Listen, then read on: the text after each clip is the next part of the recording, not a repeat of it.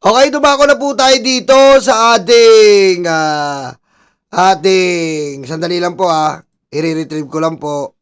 Dumako na po tayo dito sa ating mga House of Representatives at may tinalakay po sila dito na kung sino po ang, sandali lang po Okay, ito na po. Bale, ito na po ang House of Representatives na magbibigay po sa atin ng mga tawag dito ng na magpo-prosecute dito po kay Sara Duterte. TB5 for today's first question. Good afternoon po. Alam niyo malupit no? May Delima ka na, may Luistro, may Cheljokno. Putik ang lulupit po. Meron po sang Zamora. Ang lupit ng lineup na to. Ang lupit po ng lineup na to, nakakakilabot po. Nakakakilabot tong lineup na to. Ang tindi ng lineup na to, men. Since may hatian na po tayo, how confident po yung prosecution panel in proving the allegations po, the articles of impeachment? Siguro, per article, kung sino yung lead can share po. Paano po kayo naghahanda and how confident are you to share your evidence? We're very confident with the evidence that we have. We have been prepared with this since last year, and with a vote of confidence of 255 members of Congress and 257 members of Congress, and the evidence being very obvious and very clear, it speaks for itself. We have more evidence to support the same, and we have witnesses to present, and we are certain that once the evidence is presented in the Senate impeachment court, we can secure a conviction even for this article alone. Tama. Alam niyo po, malakas po yan para sa akin, grave threat, yung AMLAC. Kayo, anong pinakamalakas sa inyo? I-type nyo nga. Ako, grave threat, yung patayin mo si BBM, no joke, tsaka yung AMLAC. Yung confidential funds, hindi, dati yun ang feeling ko pero ngayon, yung AMLAC. Yung AMLAC po, sa pool yun No? AMLAC. Totoo yan, Bina Valdez, mas magaling ang Kongreso sa Senado. I believe that the children is our future. Aray ko.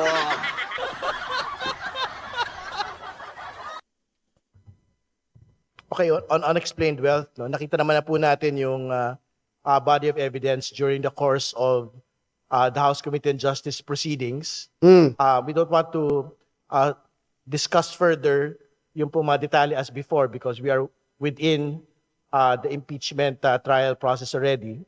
But yung po mga dagdag na mga ebidensya which did not get disclosed during the course of the committee proceedings, we will seek to present it during trial. Kasama po dyan yung unsealing of the BIR box. Kasama din po dito yung... Alam nyo, may assign po sila. Confidential funds, may naka-assign na po. Sa direct threat, may naka-assign. Unexplained wealth, may naka-assign. Sa AMLAC, may naka-assign. Okay? At ang malupit po, ang spokesperson si Renico. Ang lupit. bukas nung pong bank accounts nung pong mag-asawang Duterte Carpio. So, given the entirety of the body of evidence that we had seen, tingin ko naman po on unexplained wealth pa lang po, we can secure a conviction of the Vice President. With respect to the articles regarding the bribery, ito naman po ay nakita na natin during the committee hearing of the good government during the 19th Congress. And ito rin po yung magiging presentation natin. But of course, since the impeachment court had already convened, we are barred from discussing about the merits. But rest assured, everything will be according to kung ano man yung plan tsaka legal strategies na amin pong gagawin. Salamat po.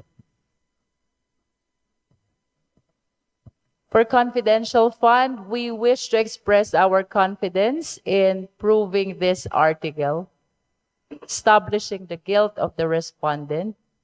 We have seen the evidence already. As a matter of fact, as early as during the 19th Congress, during the inquiry in aid of legislation of the Committee on Good Government and Public Accountability. You will recall the testimony that was presented by PSA. Confidential funds, yari yan. Si Luis Tropa hawak sa pool. About the fictitious names appearing in the documents evidencing payment. You will remember also the testimony of the NBI about the signatures, which appear to have been authored by only few number of persons. So we can also include the notices of disallowance recently issued by the COA, as well as the denial of the appeal of the respondent vice president, which means they are affirming the 73 million notice of disallowance for 2022. Patay. So, like what Kong Joel Chua already mentioned and Kong Terry Ridon, we cannot discuss anymore on the merits because we have entered our appearance already as public prosecutors yesterday, and we are bound by the prohibition which is included in the Senate rules on impeachment. Yes. Nonetheless, we are reiterating our confidence in establishing and proving these 4 articles of impeachment. Last na lang po from my end. Go ahead.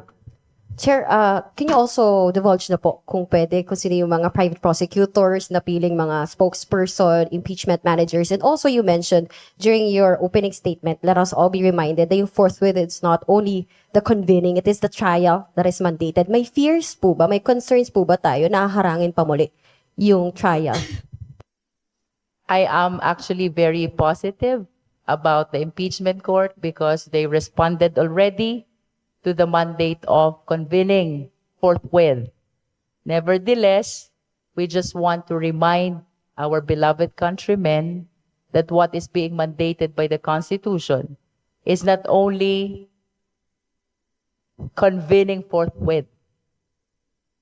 What is mandated is trial forthwith. Yes. By trial, it means presentation. Hindi po dapat convene forthwith. Trial forthwith. Diba? Trial forthwith. Oh, Of evidence, presentation of witnesses, which will lead to decision of either conviction or acquittal. We are positive and we look forward that we will be appearing during the pre-trial and thereafter the trial, where we will be presenting all the evidence for the prosecution.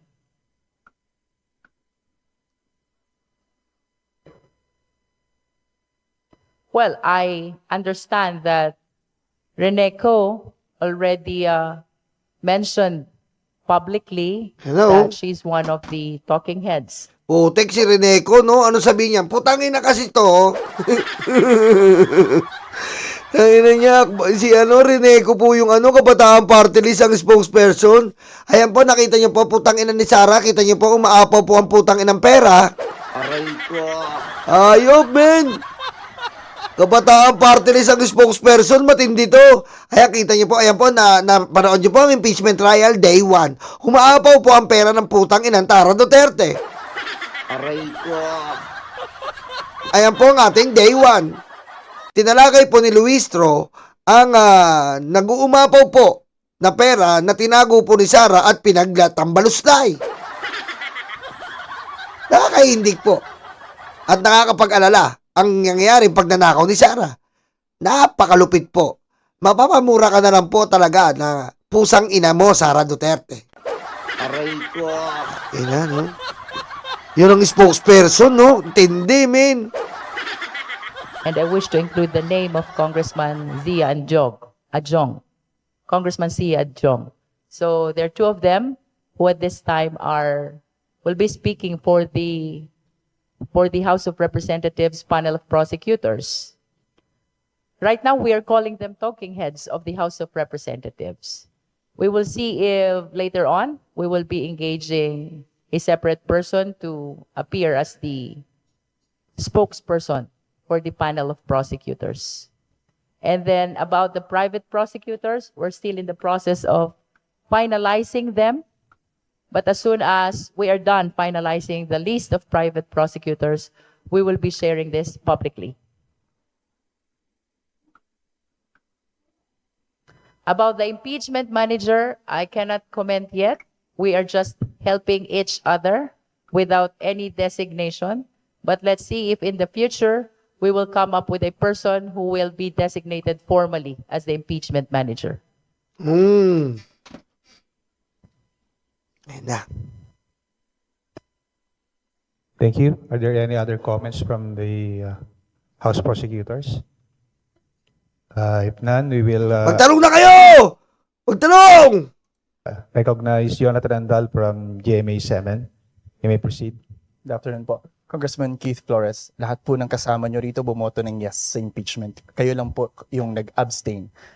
Pero kayo po ay public prosecutor ngayon. Pwede po malaman ang dahilan, ano po ang reason, bakit kayo nag-abstain at bakit nyo rin po tinanggap na maging public prosecutor?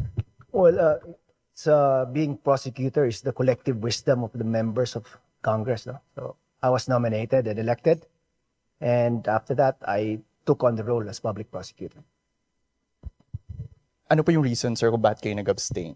Pwede po malaman. Well, there were personal and political reasons for abstaining, but it wasn't about the articles of impeachment. Thank you, sir. Nag-abstain ka, sir, ah. Si Sir Keith Flores, hindi abstain to, ah. Pero kasi dahil din sa constituents niya, eh. Tapos, nag-abstain siya, siya naman ang isa sa mga, kasi po may knowledge na siya noon sa first impeachment. So, siya talaga ang isa sa mga, sa mga napili na rin. Kasi nga, less hassle po. Kasi pagbago na naman, panibagong paghahanda, nung unang impeachment po na hindi natuloy, naghanda na sila kasama to. Kaya kinuha po uli. Last question na. Ma'am, can you walk us through sa magiging, sa proseso ng pre-trial stage? Ano ang mga mangyayari doon? Gaano katagal ang aabutin nito bago tumungo sa mismong trial? Well, by pre-trial, what I can share with you is my experience in the ordinary criminal case, no? There will be stipulation of facts, there will be submission of the name of the witnesses, and submission of the documents to be presented. But we have to know yet as to what will be the rules of the impeachment court with respect to the conduct of the pre-trial. I hope that we will be given the opportunity as well to participate in coming up with these rules which will govern the pre-trial of this impeachment proceeding. Last na po. Yung mga private prosecutor na kukunin po ninyo, allowed po ba sila to conduct cross-examination? Ano po ang nasasabi sa rules? Well, cross-examination is allowed every after direct examination of the witness, be it a witness of the prosecution or a witness of the defense.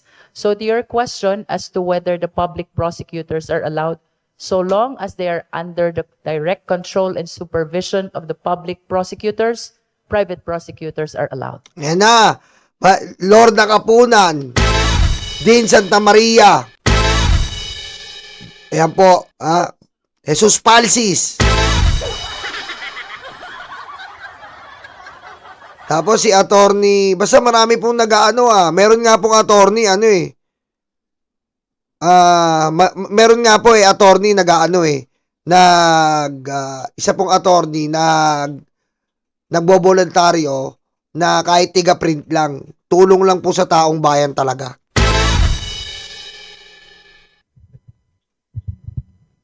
Thank you. Let us now go to Lance Mexico of Newswatch. Lance? Hello, good afternoon po.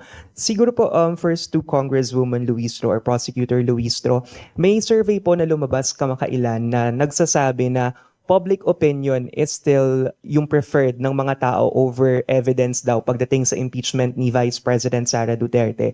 Sa inyo po bilang lead prosecutor, how will you convince not just the prosecutor, not just the judges, the senator judges, but also the public that there is enough reason to convict the vice president? Ayan na. Evidence and public opinion are very much intertwined. If you will be able to present strong evidence, therefore you will be able to get a favorable public opinion. Both are significant for us to be able to establish the 4 articles of impeachment. Right now po, siguro anyone can answer kung sino po yung gusto. Ano po yung biggest challenge na nakikita ng mga prosecutors sa paparating na impeachment trial? Anyone can answer po. Okay po. Sige, si Congressman Defensor. One of the biggest challenges that we face is fake news, Oh, tama. trolls, Tama. na mali ang ikinakalat na balita, maling ebidensya ang binabarina sa utak ng ating mga kababayan. Tama. Ang fake news, Fake news, at trolls. dapat matigil na yan. And this impeachment is one of the biggest step that we can take for accountability to start in this country. Pero dapat ma-overcome din natin ang fake news dahil hindi natin aabot ang katotohanan, hindi lang sa impeachment na to, but truth. Desperado na ang mga pusang ina eh. Desperado, mga patay gutom na DDS eh. Desperado. Everyday living kung hindi natin ma-overcome ang fake news at mga trolls na umaatake hindi lang sa House of Representatives but to truth itself. Thank you, Kong. Siguro last na po on my end to Congresswoman Luistro. We are all aware po doon sa Senate leadership change nitong nakaraan. And hanggang ngayon po, medyo uncertain pa rin because 13-11 pa rin yung majority and minority. Is this something na concern po ang prosecutors? I mean, are you concerned with the current majority members or with the current lineup of senators, especially dun sa majority ay kilala naman pong kaalyado talaga ni VP Sara at ng mga Dutertes? Well, let us all be reminded that this is a constitutional duty that the public prosecutors are trying to fulfill. So regardless of who are in the majority and who are in the minority, the 11 prosecutors will be very much obliged to help establish these 4 articles of impeachment. We wish to express also our highest respect to all the senator judges. We understand that even they are responding to their constitutional duty. So we expect that we as public prosecutors will be responding to their mandate in the same way that the senator judges will be impartial and independent in hearing and resolving these articles of impeachment as what the Constitution mandates. Thank you, Lance. Dwight De Leon of Rappler, go ahead with your questions. Hello po, good afternoon. Balik lang po ako kay Congressman Keith Flores. If you may just expound kung ano po yung personal political reasons for not voting in favor of, or for not, for basically not voting po sa impeachment. Given that last year, you also, if I'm not mistaken, you signed the impeachment case against the Vice President, and does it undermine the optics of the prosecution team that one of the members didn't vote in favor of impeachment? Well, again, as I said, it's personal political reasons. But it's not the first time that a public prosecutor was nominated and elected in the impeachment process as a public prosecutor. No, it happened before when a public prosecutor also did not vote for the articles of impeachment, but was nominated and elected by the House. Again, as I said, no, I yield to the collective wisdom of the members of the House when they elected me. Is part of the reason, siguro po, based on consultation with constituents, did that play a role in why you didn't vote in favor of impeachment? Well, yes, that played a factor of my decision on abstaining. But it wasn't because of the articles of impeachment. I could not, in good conscience, vote against the articles of impeachment because I was present all along when the Committee on Justice heard the evidence presented before the When you say, sir, that your constituents played a role, is it because you consulted them and they had hesitations, they had reservations when it comes to the impeachment case? Well, I think it cannot be denied that there are a lot of people in Mindanao who are actually for the vice president. So that playing a factor, yes, that played a factor also in my considerations whether to vote or not to vote. But also as far as maybe the trust and confidence of the members of the House, maybe because I was already a member of the impeachment prosecutors in the previous year, and my familiarity with the case being a vice chairperson of the Committee on Justice, that played a role in their decision in electing me as one. Thank you po. And one final question on my end to Kong Jinking or to any other prosecutor. Isa po sa fino-float na scenario during this impeachment conversation is yung paano kung mag-resign si Vice President Sara sa Yan. kanyang pwesto. Yan ang maganda. Ito po hinihintay ko eh. Paano kung mag-resign? Ito na po ito rin hinihintay kong parte. Will that affect the trial or will that effectively abort the trial? Ano po ang posisyon ng prosecution patungkol dito? Before I answer the question, let me just formalize the designation of Congressman Zia Jong and Congresswoman Rene Go.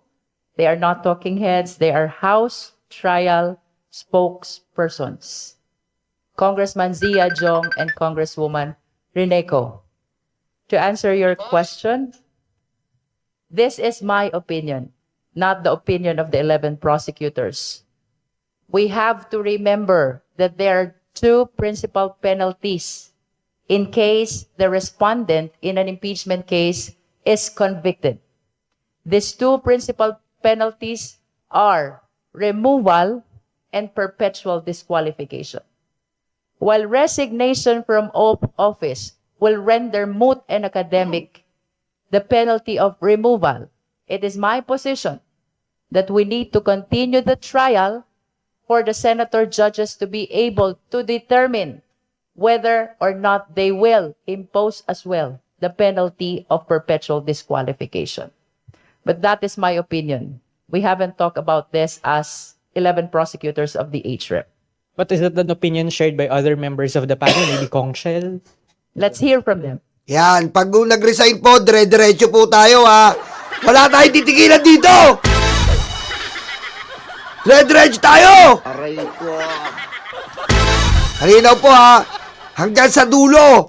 Hanggang sa dulo ng tanggalan, hanggang ang impakta ay kanyang pagbayadan.